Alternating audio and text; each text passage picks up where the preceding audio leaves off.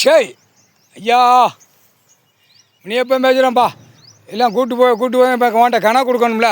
உச்ச காளீஸ்வரத்தை கணக்கு கொடுக்கணும். இந்த பேகை வீரபுத்திரன், கருப்பேன், பைரவன், அடுத்து சின்ன பொண்ணோட காரன், பெரிய இவங்க 4 பேர் கிடக்க அண்ணன் தம்பியை கணக்கு கூடப்பா அப்படின்ட்டேன். முக்கால் சத்தியம். ஷே ஐயா ஐயா ஐயா ஐயா ஐயா உச்ச காளீஸ்வர் ஐயா. முதல் போனி சேத்தூர் கணக்கு முடிஞ்சு வச்சு அடி தருமடி. இன்றைக்கும் காலையில் போகிறோம்.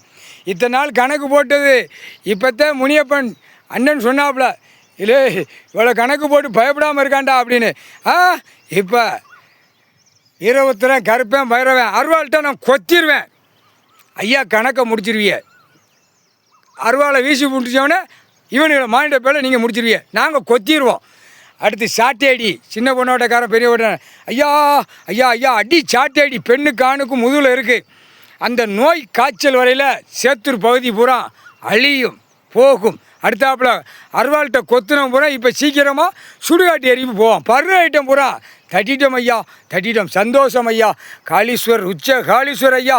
உங்கள் படைகள் இப்போ மாநிலத்தில் நாங்கள் அரசியல்வாதியிலேருந்து சிட்டி கிராமத்தில் கிடக்கிறவன் ஜாதியாக மதமாக இருக்கோன்னா தட்டியிருந்தோம் ஐயா. முக்கால்